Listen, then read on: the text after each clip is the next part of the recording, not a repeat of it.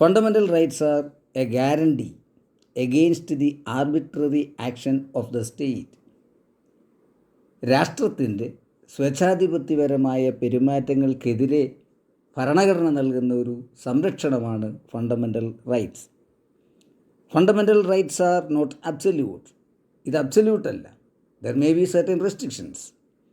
There are certain restrictions on all the fundamental rights mentioned in the Constitution. So that is why it is considered as it is not a absolute. There may be some restrictions. Fundamental rights are contained in Part 3 of the Constitution. These rights are subject to changes and modifications depending upon the need of the time. Part 3 Indian ഭരണഘടനയിലെ part 3യിലാണ് fundamental rights ഉൾപ്പെടുത്തിയിട്ടുള്ളത്. മോഡിഫിക്കേഷനുകളും ചേഞ്ചസുകളുമെല്ലാം കാലഘട്ടത്തിനനുസരിച്ച് ചെയ്യുവാനുള്ള വ്യവസ്ഥ fundamental റൈറ്റ്സിൽ ഉണ്ട്. Indian constitution guarantee a list of fundamental rights and there are. So let us see what are the fundamental rights guaranteed by Indian Constitution to the citizens. First one, right to equality. Second one, right to freedom. Third one, right against exploitation. Fourth one, right to freedom of religion. Fifth one, cultural and educational rights. Sixth one, right to constitutional remedies. Besides these 6 fundamental rights, earlier there were 7 fundamental rights. After 44th Constitutional Amendment in 1978, the last one, right to property, has been omitted or deleted from the list of fundamental rights, and it is kept as a legal or constitutional right under Article 300A. That means after 44th Constitutional Amendment, the Indian Constitution contains only 6 fundamental rights.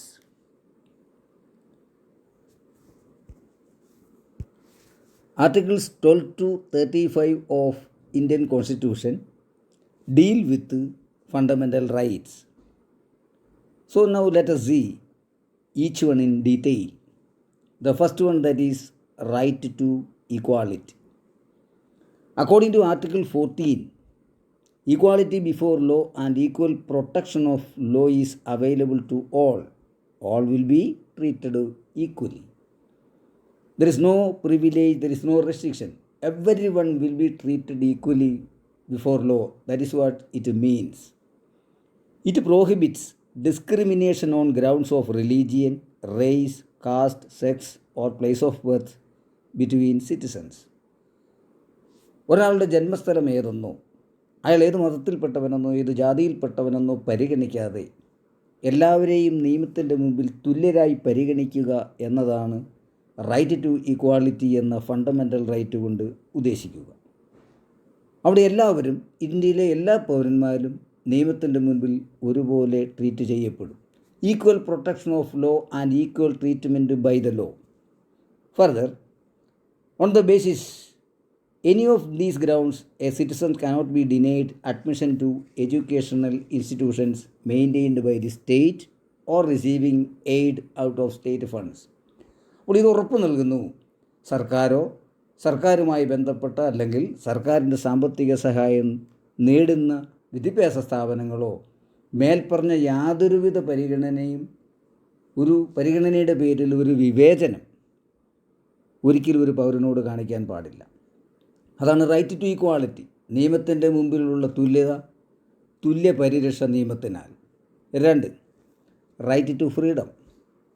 The right to freedom is covered by Article 19 to 22, which contain the classical liberties of the individual. Right to freedom, സ്വാതന്ത്ര്യത്തിനുള്ള അവകാശമാണ്. അത് wide സബ്ജക്റ്റാണ് എങ്കിലും നമ്മുടെ പഠനത്തിൻ്റെ ഭാഗമായി അതിനെ നമ്മൾ ബ്രീഫായിട്ട് ഡിസ്കസ് ചെയ്യും. അതായത് right to freedom of speech and expression, സംസാര സ്വാതന്ത്ര്യം, നമ്മുടെ അഭിപ്രായത്തിനനുസരിച്ച് പ്രവർത്തിക്കാനുള്ള സ്വാതന്ത്ര്യം, അതെല്ലാമാണ് അതിൽ പറയുക. മറ്റൊന്ന് ഫ്രീഡം ഓഫ് അസംബ്ലി, കൂടിച്ചേരുവാനുള്ള അവകാശം. Freedom of property, freedom of profession, occupation, trade or business. അപ്പോൾ നമ്മുടെ ഇച്ഛയ്ക്കനുസരിച്ച് പ്രവർത്തിക്കുവാൻ, നമ്മുടെ താല്പര്യത്തിനനുസരിച്ചുള്ള തൊഴിൽ ചെയ്യുവാൻ, ബിസിനസ്സുകൾ ചെയ്യുവാൻ എല്ലാമുള്ള സ്വാതന്ത്ര്യം നമ്മൾക്ക് നൽകുന്ന രണ്ടാമത്തെ ഫണ്ടമെൻ്റൽ റൈറ്റാണ് right to freedom. There are reasonable restrictions being placed on these freedoms. ചില നിയന്ത്രണങ്ങൾ ഈ അവകാശങ്ങളുടെ മേലെല്ലാം ഉണ്ടാവാം, എങ്കിൽ കൂടി എല്ലാവർക്കും തുല്യമായ സ്വാതന്ത്ര്യം ഉറപ്പ് നൽകുന്ന രണ്ടാമത്തെ മൗലികാവകാശമാണ് right to freedom. 3, right against exploitation, ചൂഷണത്തിൽ നിന്നുള്ള സംരക്ഷണമാണ്. Article 23 and 24 prohibits all traffic in human beings. അപ്പോൾ ഒരു വ്യക്തിയെയും ശാരീരികപരമായി ചൂഷണം ചെയ്യുന്നതിൽ നിന്നുള്ള സംരക്ഷണം ഉറപ്പുവരുത്തുന്നതാണ് മൂന്നാമത്തെ മൗലികാവകാശമായ right against exploitation. Traffic in human beings is a very wide expression and embrace not only the prohibition of slavery and bonded labor, but also traffic in women for immoral or other purposes. ശാരീരികപരമായി ഒരു വ്യക്തിയെ ചൂഷണം ചെയ്യുന്നതിൽ നിന്നുള്ള സംരക്ഷണമാണ് ഇതിലൂടെ ഉറപ്പുവരുത്തുക. പ്രത്യേകിച്ചും ഇമ്മോറലായ അധാർമികമായ പ്രവർത്തനങ്ങൾക്ക് സ്ത്രീകളെ ഉപയോഗിക്കുക, അതുപോലെ തന്നെ ഒരു മനുഷ്യൻ്റെ സ്വാതന്ത്ര്യത്തെ ഇല്ലായ്മ ചെയ്യുന്ന അടിമത്തത്തിൽ നിന്ന് സംരക്ഷണം ഒരുക്കുക, ബോണ്ടഡ് ലേബറിൽ നിന്നുള്ള സംരക്ഷണം ഒരുക്കുക. അങ്ങനെ ഒരു വ്യക്തിയെ ശാരീരികപരമായി ദുരുപയോഗം ചെയ്യുന്നതിൽ നിന്നുള്ള സംരക്ഷണമാണ് right against exploitation. Article 24 provides that no child below the age of 14 years shall be employed in dangerous occupation. അതോടൊപ്പം ആർട്ടിക്കിൾ 24 പറയുന്നു 14 വയസ്സിൽ താഴെയുള്ള കുട്ടികളെ അപകട മേഖലകളിൽ യാതൊരു വിധത്തിലും തൊഴിൽ ചെയ്യിക്കരുത്. പക്ഷെ പിന്നീട് 14 വയസ്സ് വരെയുള്ള കുട്ടികളെ തൊഴിൽ ചെയ്യുന്നതിൽ നിന്നും വിലക്കിയിട്ടുണ്ട്. അപ്പോൾ നമ്മൾ 3 ഫണ്ടമെൻ്റൽ റൈറ്റുകളെക്കുറിച്ചാണ് ഇപ്പോൾ സംസാരിച്ചത്. 1, right to equality. 2, right to freedom. 3, right against exploitation. 4, right to freedom of religion, മതസ്വാതന്ത്ര്യമാണ്. ഏത് മതത്തിൽ വിശ്വസിക്കാനുള്ള സ്വാതന്ത്ര്യമാണ്. Article 25 to 28 establish freedom of religion. ഭരണഘടനയിൽ 25 തുടങ്ങി 28 വരെയുള്ള വകുപ്പുകളാണ് ഫണ്ടമെൻ്റൽ റൈറ്റ്സിലൂടെ ഈ സംരക്ഷണം നമ്മൾക്ക് ഉറപ്പു നൽകുന്നത്. All persons are equally entitled to freedom of religion, freedom of conscience and the right to profess, practice and propagate religion freely. ഇതിലൂടെ ഏത് മതത്തിൽ വിശ്വസിക്കുവാനും ആ മതത്തെ പ്രചരിപ്പിക്കുവാനും ഏത് ദൈവത്തെ ആരാധിക്കുവാനുമുള്ള അവകാശം ഇന്ത്യൻ ഭരണഘടന ഇന്ത്യയിലെ പൗരന്മാർക്ക് നൽകപ്പെടുന്നു. However there is no right to conversion. പക്ഷേ മതപരിവർത്തനത്തിനുള്ള അവകാശം ഇതിൽ ഉൾപ്പെടുന്നില്ല. അപ്പോൾ 4ാമത്തെ ഫണ്ടമെൻ്റൽ റൈറ്റ് എന്ന് പറയുന്നത് റൈറ്റ് ടു ഫ്രീഡം ഓഫ് റിലീജിയനാണ്. 5, cultural and educational rights. Article 29 and 30 of the constitution protect the interest of linguistic, cultural, religious minorities and their rights to establish and administer their own educational institutions. 5ാമത്തെ മൗലിക അവകാശം പ്രത്യേകിച്ചും ന്യൂനപക്ഷങ്ങളെയാണ് കൂടുതലായി പരിഗണിക്കുക. ഭാഷാപരമായ ന്യൂനപക്ഷങ്ങളുണ്ടാവാം, സാംസ്കാരികപരമായ ന്യൂനപക്ഷങ്ങളുണ്ടാവാം, മതപരമായ ന്യൂനപക്ഷങ്ങളുണ്ടാകാം. അവർക്കെല്ലാം അവരുടേതായ വിദ്യാഭ്യാസ സ്ഥാപനങ്ങൾ നടത്തിക്കൊണ്ടു പോകുവാനുള്ള അവകാശം ഉറപ്പു നൽകുന്ന ഭരണഘടനയിലെ മൗലിക അവകാശമാണ് കൾച്ചറൽ ആൻഡ് എഡ്യൂക്കേഷണൽ റൈറ്റ്സ്. 6ാമത്തേത് റൈറ്റ് ടു കോൺസ്റ്റിറ്റ്യൂഷണൽ റെമഡീസ്. നമുക്കറിയാം ആദ്യത്തെ 5 മൗലിക അവകാശങ്ങളുടെ സംരക്ഷണം ഉറപ്പുവരുത്തുകയാണ് 6ാമത്തെ മൗലിക അവകാശത്തിലൂടെ. Article 32 guarantees to every citizen the right to move the Supreme Court for the enforcement of fundamental rights. അപ്പോൾ ഇന്ത്യയിലെ പൗരന്മാർക്ക് ഭരണഘടന ഉറപ്പു നൽകുന്ന മൗലികാവകാശം ലംഘിക്കപ്പെട്ടാൽ സുപ്രീം കോടതിയെ അല്ലെങ്കിൽ ഉന്നത കോടതികളെ സമീപിക്കുവാനുള്ള അവകാശം ഉറപ്പു നൽകുന്ന മൗലികാവകാശമാണ് right to constitutional remedies. Supreme court and high courts have been given general powers to safeguard these rights as well as to issue orders or writs in the nature of habeas corpus, mandamus, prohibition, certiorari and quo warranto.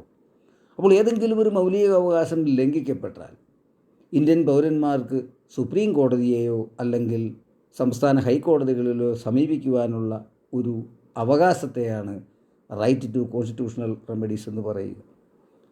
അങ്ങനെയുള്ള അവകാശ സംരക്ഷണത്തിനായി the supreme court and high courts have been given the power to issue orders in the name of writs. അപ്പോൾ ഈ മൗലിക അവകാശ സംരക്ഷണത്തിനായി supreme കോടതിയും ഹൈക്കോടതികളും 5 തരത്തിലുള്ള റിട്ടുകൾ, ഉത്തരവുകൾ മൗലികാവകാശ സംരക്ഷണത്തിനായി ഇഷ്യൂ ചെയ്യാറുണ്ട്. Habeas corpus, mandamus, prohibition, certiorari and quo warranto. All these writs are for the protection of fundamental rights, and these writs or orders are issued by only Supreme Court and High Courts. Constitution provides that these rights can be suspended only during the operation of the emergency under Article 352. Indian പ്രസിഡൻറ്റിൻ്റെ വിശേഷാൽ അധികാരമായ article 352 പ്രകാരം ഒരു അടിയന്തരാവസ്ഥ പ്രഖ്യാപിച്ചാൽ ഈ മൗലികാവകാശങ്ങളെ suspend ചെയ്യുവാൻ സാധിക്കും.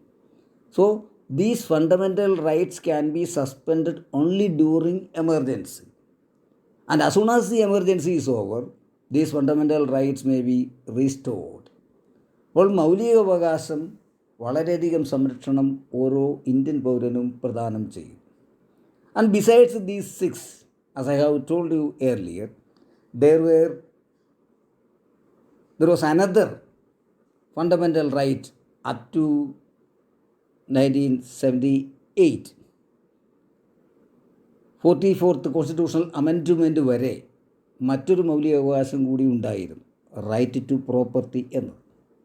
പക്ഷേ ഇപ്പോൾ after 44th constitutional amendment in 1978, the right to property, earlier it was a fundamental right, the right to property is deleted or omitted from the list of fundamental rights, and now it is considered as a constitutional right or legal right under Article 300A. That means at present there are 6 fundamental rights.